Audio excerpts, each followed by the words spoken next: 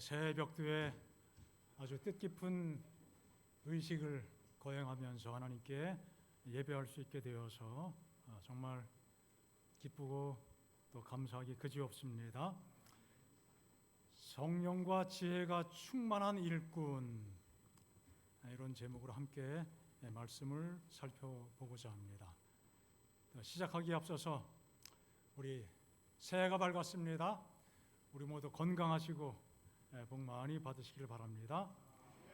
예수 그리스도로 말미암아 의의 열매가 가득하며 하나님의 영광과 찬송이 되기를 원하노라. 이 성경 말씀으로 우리 마음의 새로움을 가지고 인사를 나눕니다.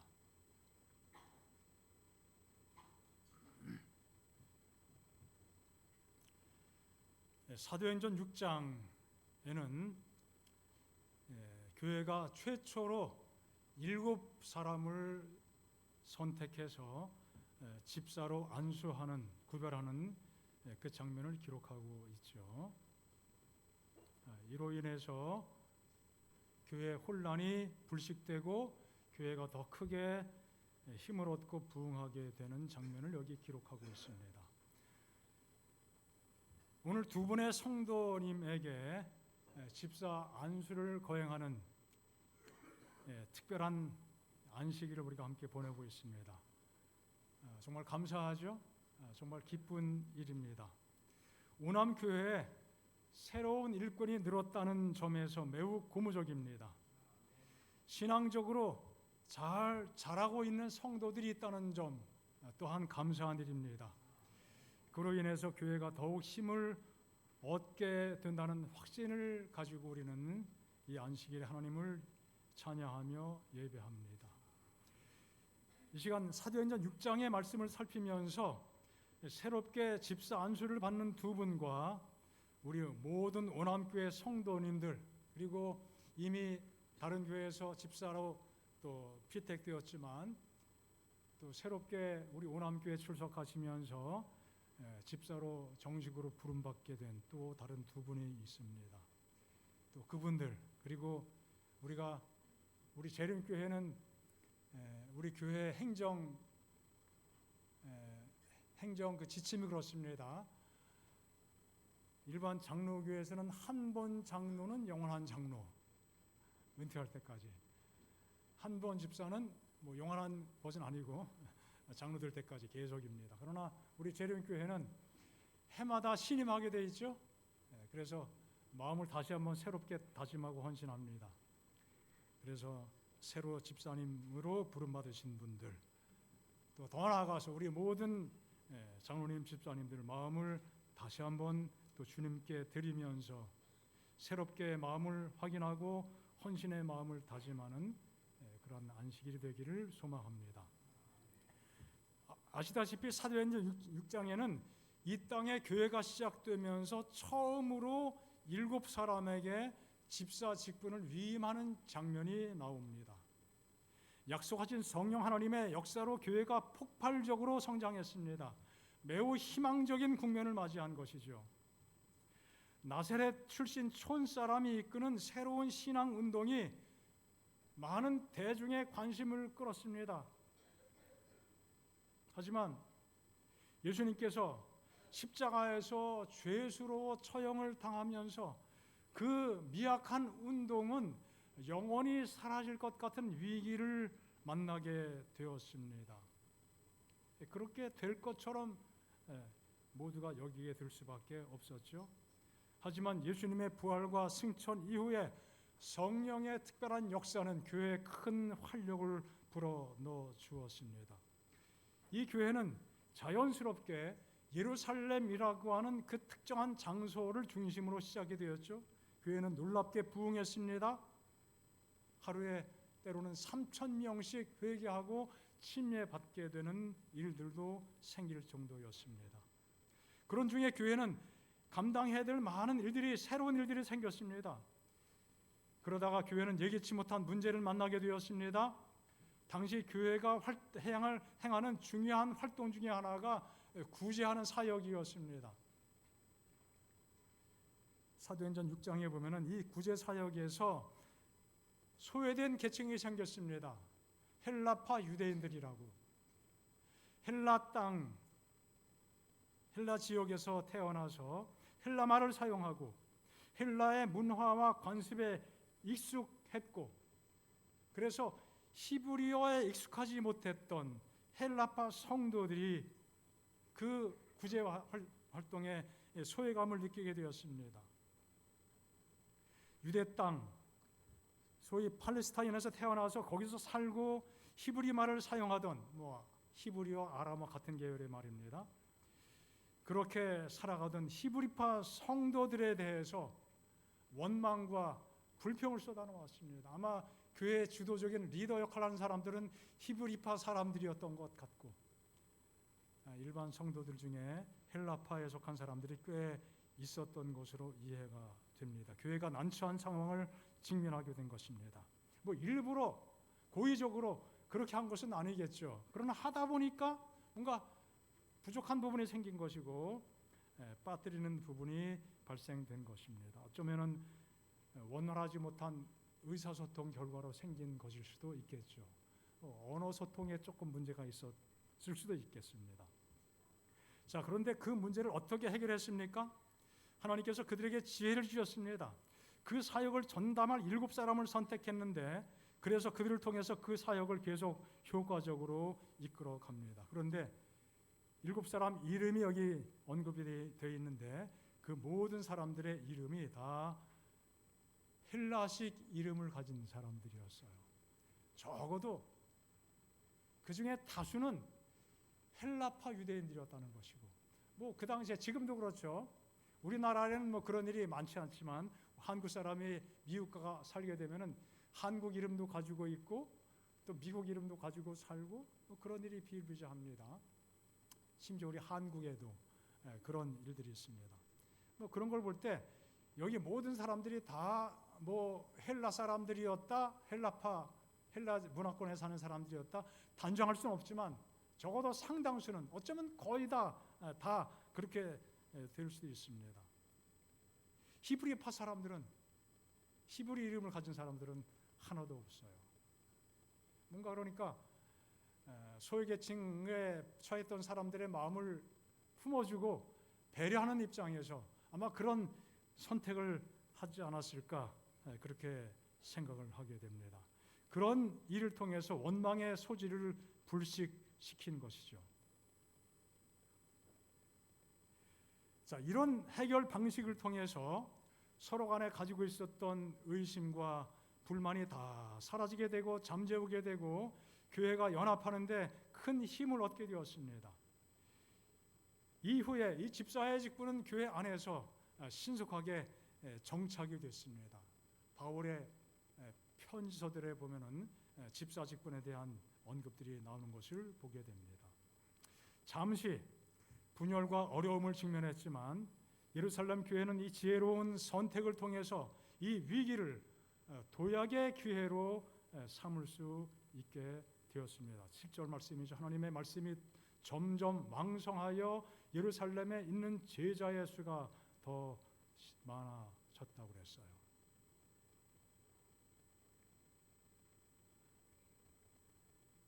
자, 뭔가 긴장감이 감도는 모습입니다. 이 모든 것이 다 해결된 다음에 교회는 더 큰 힘을 얻게 되었습니다. 자, 우리는 이 과정과 이 말씀을 통해서 중요한 내용들을 또 생각할 수 있는데 오늘 두 가지 측면만 좀 간단하게 말씀드리겠습니다. 하나님께서 부르신 일꾼들은 문제를 어떻게 하는 사람이 아니고 만드는 사람이 아니고 문제를 어떻게 해요? 해결하는 사람이어야 한다. 맞습니까? 교회는 여러 사람, 많은 사람들이 모인 곳입니다. 그 사람들의 성격과 생각과 습관과 이해력과 판단력이 모습이 다르듯이 서로 다 달라요. 똑같은 사람 아무도 없죠. 똑같은 생각 아무도 안 합니다. 다 차이가 있습니다. 견해 차이가 다 있습니다.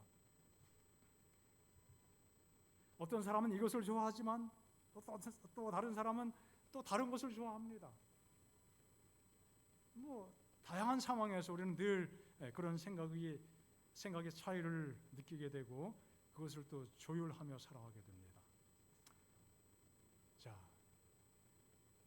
오늘 지난주에 지난주가 아니고 지난번에 설문했던 거 발표 들으셨죠? 있었습니까? 없었어요? 안 했어요? 이제 하는 거로 제가. 자, 우리 지난번에 안식일학교 예배 시작 시간에 대해서 약간의 의견들이 들어와서 직원에서 어떻게 할까 결정한 다음에 의논한 다음에 설문을 일단 조사해보고 그것을 바탕으로 다시 한번 고려하고 검토하자. 그렇게 해서 설문조사하고 60명이 응답했고 40 몇 명이요? 절대 다수가 지금 방식으로 진행하자 그런 의견을 주셔서 그렇게 하는 것으로 정하게 되었습니다. 자, 우리 한국재림교회는 한국뿐 아니라 많은 나라에 전통적으로 예배 안식일 학교를 몇 시에 시작해요? 9시 반 그리고 12시에 끝나죠. 이것이 일상적이었 보통이었습니다. 또 세월이 흐르면서 다른 양상들이 나타나기 시작합니다. 특별히 코로나 이후에 그런 변화가 좀 더 급격하게 일어나게 됐죠. 우남교회도 9시 반에 예배를 안식일학교 시작을 했었는데 제가 오니까 10시 반에 시작을 하더라고요. 처음에는 아침 시간이 너무 여유가 많아가지고 할 거 다 하고도 쉬었다 와야 됐어요.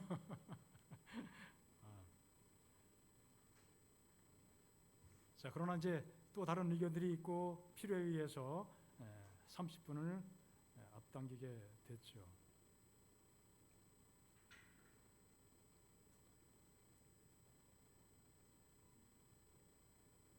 자, 우리는 서로 그런 면에서도 생각이 서로 다를 수가 있습니다. 어떤 분은 9시 반에 우리가 계속 했는데 그렇게 해야지 뭐 10시에 시작하고 이게 이상해. 뭐 그럴 수도 있는 것이죠. 그런 생각이 들기 때문에. 자, 하지만 우리 재림교회가 안식일 학교를 9시 반에 시작하게 된 동기가 무엇인지 혹시 들어보신 분이 계신가요? 왜 그런 시간을 가지고 있는지. 우리 재림교회는 아시다시피 미국에서 출발했지 않습니까? 그 당시에는 농경사회였습니다. 물론 산업발전도 있었지만 어쨌든 농경 문화의 뿌리가 있는 것입니다. 사람들이 아침 일찍 일어나서 부지런히 이것저것 준비하고 또 가축들에게 여물도 주고 우리말로 하면 소죽도 써주고 소 안식일이야 오늘 금식해야 돼 그럴 수 없잖아요. 같이 먹여야죠. 그리고 교회에 가서 예배드리기에 그래도 적절한 시간대가 언제다?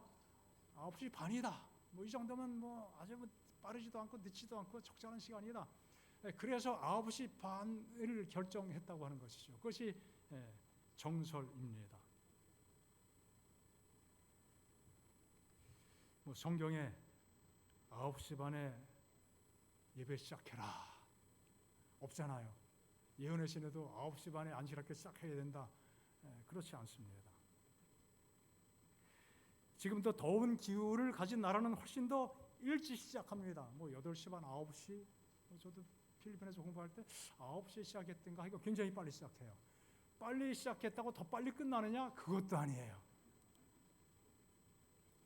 예배 시간도 1시간 반, 안식일 학교 시간도 뭐 1시간, 뭐 40분, 뭐 교과 시간, 뭐 그러다 보면 한 3시간 끝나야 끝나는 거예요. 미국에도 아프리칸 교회들이 많이 있습니다. 작년 연말에 재작년이라 벌써요. 미국에서 합회장 하시던 한국 목사님입니다. 한국 목사님인데 합회장을 하세요. 그분이 이제 와서 저기에 때 말씀을 전했는데 뭐 교회를 방문하다가 아프리칸 교회를 방문하게 됐는데 늘 하던 대로 12시에 설교를 마치려고 이제 마무리하고 하겠다 하니까 그분들 특유의 벌떡 일어나가지고 계속 하세요. 설교 중인데 목사님 설교 더 해야 됩니다.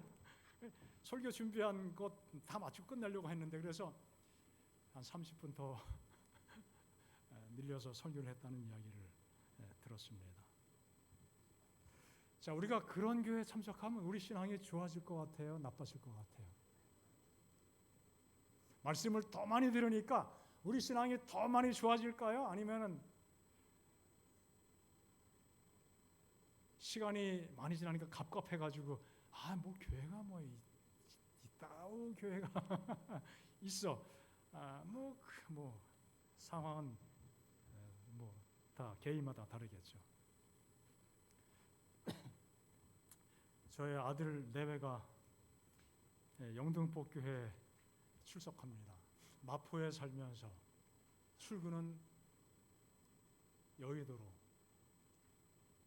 또 안식일에는 강 건너서 영등포로. 어릴 때 다녔던 교회였습니다.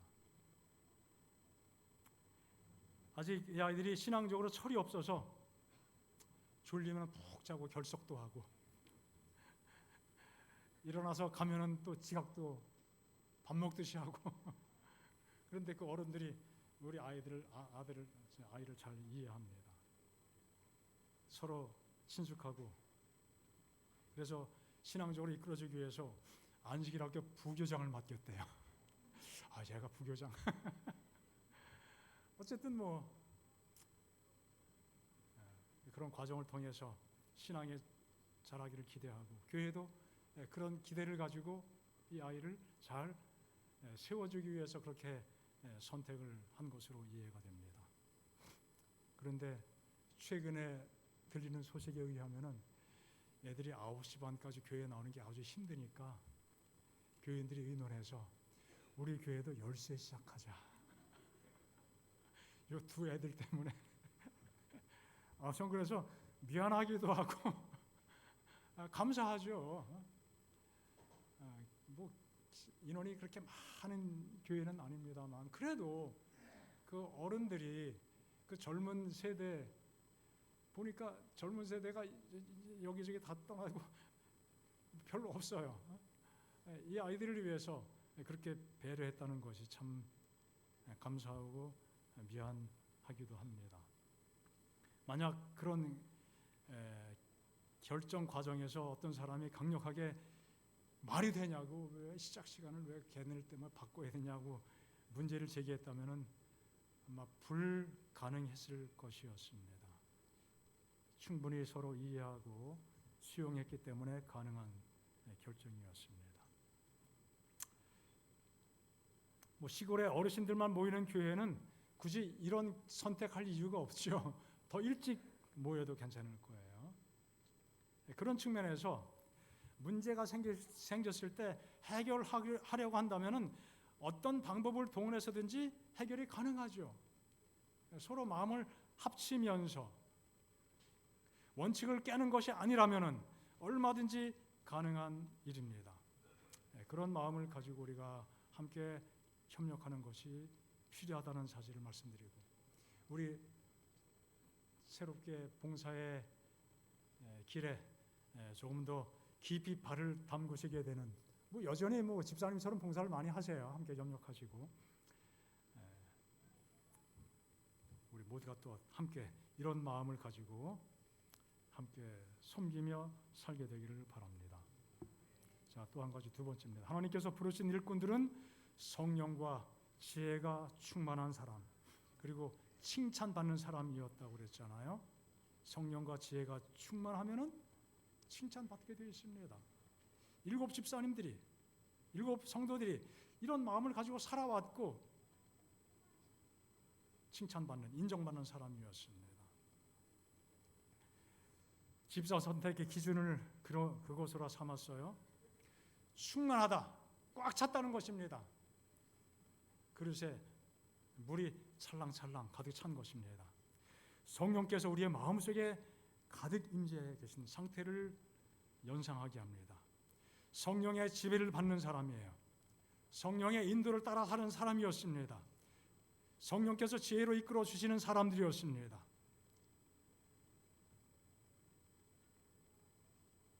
그래서 인정을 받았습니다. 거기에서 뭐가 나와요? 권위가 나옵니다. 인정받는 것이죠. 우리 모두의 심령 가운데 또 하나님의 부르심 속에 집사로 선택된 두 분과 또 모든 분들에게 이 귀한 은혜가 충만하기를 간절히 소망합니다. 만일 너희 속에 하나님의 영이 거하시면 너희가 육신에 있지 아니하고 영에 있나니, 누구든지 그리스도의 영이 없으면, 너무 세게 말하죠, 그리스도의 사람이 아니라 하나님의 성령의 지배를 받고 성령의 충만한 은혜 속에 사는 경험이 이어지지 않으면 우리는 어느 순간에라도 그리스도의 사람이 아니게 되는 상황에 처하게 될 수도 있다는 것입니다. 그리스도를 나타내지 않고 그리스도의 정신을 가지고 주님을 높이는 것이 아닌 자기 선택, 자기 마음, 그것이 작용할 수 있는 것이죠. 예수님을 주로 온전히 믿게 될 때 성령께서 우리 마음속에 들어오십니다. 성령께서 우리 마음속에 충만하시게 되면은 우리의 인격 가운데 하나님의 성품이 나타나게 되어 있습니다. 하나님의 영이 거하시는 사람, 이 한 해를 그렇게 살고 우리가 봉사의 일을 할 때마다 하나님의 영의 도우심 속에 함께 봉사할 수 있기를 간절히 사모합니다. 성령께서 하시고자 하시는 그 일을 우리를 통해서 이루고자 하실 때 하나님의 성령께서는 우리에게 귀한 마음과 은사를 주십니다. 그것을 우리는 뭐라고 그래요? 성령의 은사라고 이야기합니다. 무엇보다 지혜가 필요합니다. 지식이 없어도 지혜로울 수 있습니까? 지식이 많아도 지혜가 없을 수 있습니까? 네. 요즘 우리 삶의 주변에서 보도되는 수많은 것들, 그렇게 똑똑하고 가장 최고의 학교를 졸업하고 뭐 어려운 시험도 다 패스하고 했는데 얼마나 지혜가 없는지 몰라요. 정말 이상하지요. 지식이 좀 부족해도 하나님의 성령의 은혜 가운데 지혜가 충만하면 하나님께 온전히 쓰임 받습니다. 그런 일들이 성경에 많이 언급이 되어 있습니다. 그런 삶이 우리의 삶이 될 수 있는 것입니다. 이 시간 그런 마음으로 우리 모두의 마음을 하나님께 들으시기 바랍니다.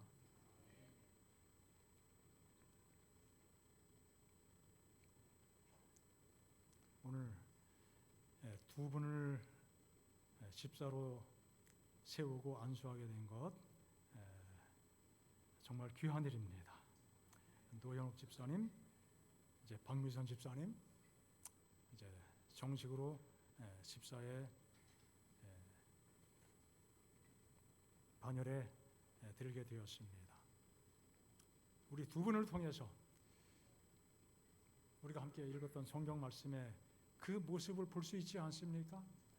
그런 모습의 사람들을 선택해서 집사로 세웠던 것처럼 우리 오남교회가 그 동일한 은혜를 함께 누리게 된 것 정말 감사합니다. 신앙의 성숙한 모습을 가진 봉사자로 세우는 것이기 때문에 더 큰 의미가 있습니다.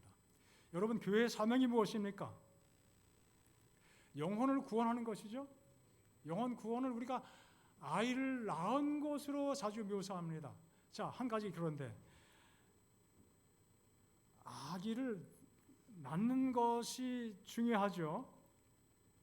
그런데 아기 낳는 것 못지않게 훨씬 더 중요한 것이 있다면 무엇이에요? 기르는 것입니다. 낳아놓고 그냥 버려두면 어떻게 돼요? 그냥 끝나는 거 아닙니까? 낳을 때는 한 10개월 동안 엄마가 고생을 많이 합니다. 입덧도 하고 먹을 것도 제대로 못 먹고 먹고 싶은 것도 입에 안 들어가고, 어떤 사람은 더 많이 먹는 사람도 있지만 고생해서 낳습니다. 그러나 기를 때는 오늘 얼마나 걸려요? 1년에 끝납니까? 뭐 일반 짐승이 아니잖아요. 요새는 뭐 결혼한 다음에도 AS까지 해야 되잖아요. 평생이에요, 평생. 아기 낳는 게 쉽습니까? 기르는 게 더 쉽습니까? 갓 태어난 아기를 성인이 되기까지 돌보고 인도하고 양육하는 그 길은 아주 멀고도 험한 길이에요. 정말. 사춘기 때 아이고, 야 정말 어릴 때 말 안 통하는 것보다 말이 더 안 통해요. 말하기 전에 다 경험하셨잖아요. 좀 자라면서 말이 통할 때가 되니까 이제 조금 좀 견딜만하다. 그랬더니만 이게 또 웬걸 그게 다 아니잖아요. 이전에 교회에 있을 때 어느 젊은 집사님이 아기를 낳았어요. 그 할아버지 할머니도 같이 교회 나왔습니다. 얼마나 좋아하는지 우리 아기 보라고 손주 보라고 천사 같지 않냐고. 그랬더니 그 또래 다른 집사님이 농담 잘하는 집사님이 있습니다. 장로님 이 천사가요 금방 마귀 됩니다. 마귀. 그 말이 딱 맞는 말 같아요. 자, 힘든 과정이었습니다. 더 중요한 것입니다. 우리 이런 맥락에서 볼 때 우리 두 분이 신앙적으로 잘 성숙해서 우리 교회가 인정할 만한 그 지점까지 이르게 된 것 참 얼마나 귀한 일인지 모릅니다. 하나님은 이런 목표를 가지고 계십니다. 자기 앞에 영광스러운 교회로 세우시고 그 교회가 티나 주름 잡힌 것 없이 거룩하고 흠이 없게 하기를 원하시는 것이죠. 이 일이 무엇을 통해서 이루어집니까? 누구를 통해서 이루어집니까? 성도를 통해서 이루어집니다. 자녀가 부모를 본받듯이 성도는 하나님을 본받고 사는 사람들입니다. 5장 1절에 그렇게 묘사하고 있습니다.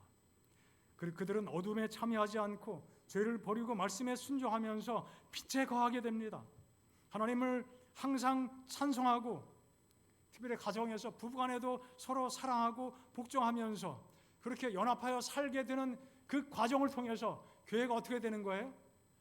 티 없이 주름 잡힌 것 없이 교회가 아주 아름다운 모습으로 갖춰지게 되는 것입니다.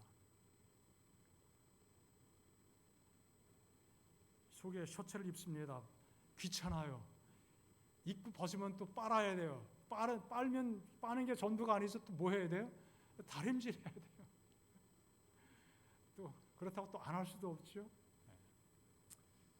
그래야 산뜻한 모습이 됩니다. 하나님께서 우리 모두를 통해서 이 교회가 더욱 반듯한 모습으로 티나 주름 잡힌 것 없이 흠이 없이 바르게 서게 되는 놀라운 은총을 함께 누리게 되기를 간절히 바랍니다. 이것이 각 개인들의 지향점이고 오늘 안수에 참여하는 두 분의 지향점이고 우리 모두의 지향점이 되는 것입니다. 함께 헌신의 마음으로 우리 모두의 마음을 주님께 드리시기를 바랍니다. 헌신을 다짐하게 하는 특별한 의미로 오늘 아침에 소개해드린 우리 바리톤 이인규 집사님을 통해서 하나님께 찬양을 올려드리겠습니다. 우리 특별히 새로 집사로 선임되신 분들에게는 놀라운 축가 같은 의미의 축복의 찬양이 될 것이고 우리 모두의 마음을 또 찬양에 실어서 하나님께 온전히 드리게 되기를 간절히 바랍니다. 자, 우리 워낙 좀 특별한 분이 오셔서 한 곡 가지고는 안 되고 세 곡을 연이어서 찬양하겠습니다. 시편 23편 주의 손에 나의 손을 포개고 살아계신 주. 우리 피아노 반주에는 우리 현재 사는교회 담임 목사님이시고 이 남양주 지역장이신 김성근 목사님의 또 따님이 되는 김은총 교수님, 우리 대학에서 후학들을 지금 열심히 가르치고 있습니다. 우리 복 많이 받았습니다. 오남교회.